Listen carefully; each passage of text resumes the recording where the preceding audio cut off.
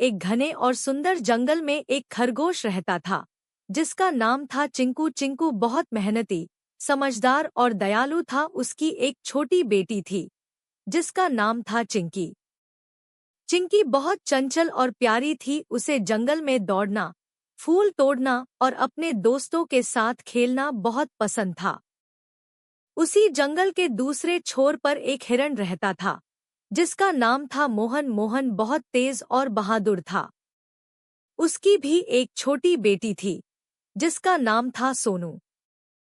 सोनू बहुत मासूम और बुद्धिमान थी। उसे अपने पिता के साथ जंगल में घूमना और नई नई चीजें सीखना अच्छा लगता था। एक दिन जंगल में बहुत बड़ा उत्सव होने वाला था। सभी जानवर अपने बच्चों के साथ उत्सव में जाने की तैयारी कर रहे थे। चिंकी और सोनू भी बहुत उत्साहित थी। दोनों पहली बार इतने बड़े उत्सव में जाने वाली थी। उत्सव वाले दिन सुबह सुबह चिंकी अपने पिता चिंकू के साथ निकली और सोनू अपने पिता मोहन के साथ। रास्ते में दोनों बच्चियां मिली और देखते ही देखते अच्छी दोस्त बन गई। दोनों ने तय किया कि वे पूरा उत्सव साथ में घूमेंगी। उत्सव में बहुत मजा आया। कहीं झूले लगे थे, कहीं मिठाइयाँ थीं, तो कहीं खेल हो रहे थे।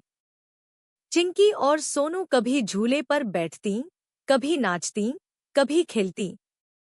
खेलते खेलते उन्हें समय का पता ही नहीं चला। शाम होने लगी, तभी अचानक आसमान में काले बादल छा गए और तेज बारिश शुरू हो गई। सभी जानवर जल्दी जल्दी अपने घर लौटने लगे, लेकिन भीड़ और बारिश में चिंकी और सोनू अपने पिताओं से बिछड़ गईं। दोनों बहुत घबरा गईं।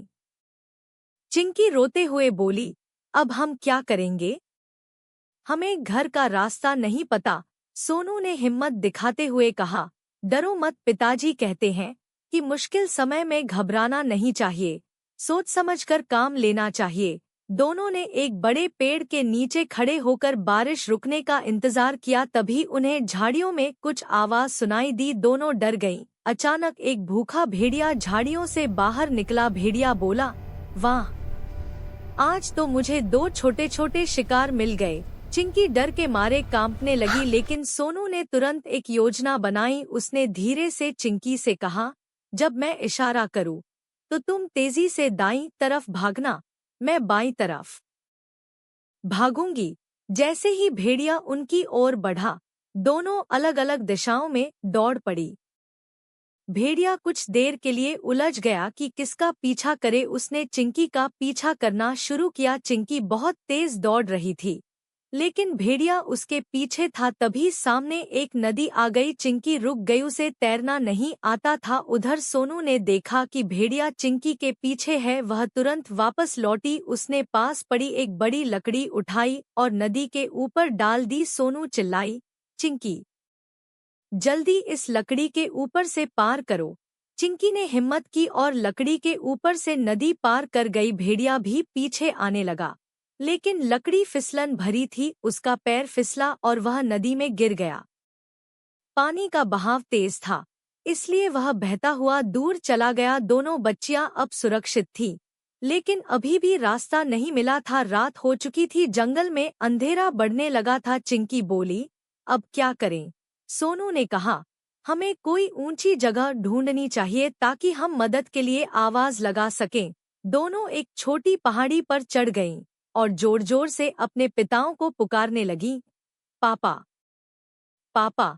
उधर चिंकू और मोहन अपनी बेटियों को ढूंढते ढूंढते बहुत परेशान हो चुके थे। दोनों पूरे जंगल में उन्हें खोज रहे थे। तभी उन्हें दूर से अपनी बेटियों की आवाज सुनाई दी। दोनों तुरंत उस दिशा में दौड़े और कुछ ही देर में अपनी बेटियों तक पहुंच गए। चिंकी अपने पिता से लिपटकर रोने लगी। सोनू भी अपने पिता के गले लग गई। चिंकू ने कहा, बेटा, तुम दोनों ने बहुत बहादुरी दिखाई है। मोहन ने गर्व से कहा, आज तुम दोनों ने साबित कर दिया कि समझदारी और दोस्ती सबसे बड़ी ताकत होती है। उस दिन के बाद चिंकी और सोनू की दोस्ती और भी गहरी हो गई। दोनों रोज साथ खेलती, साथ सीखती और एक दूसरे का हमेशा साथ देने का वादा करती। जंगल के सभी जानवर उनकी बहादुरी की कहानी सुनाने लगे। हर कोई कहता, सच्चा दोस्त वही होता है जो मुश्किल समय में साथ दे। और इस तरह चिंकी और सोनू की दोस्ती पूरे जंगल में मिसाल बन गई कहानी से सीख। सच्ची दोस्ती, हिम्मत और समझदारी से हर मुश्किल को पार किया जा सकता है।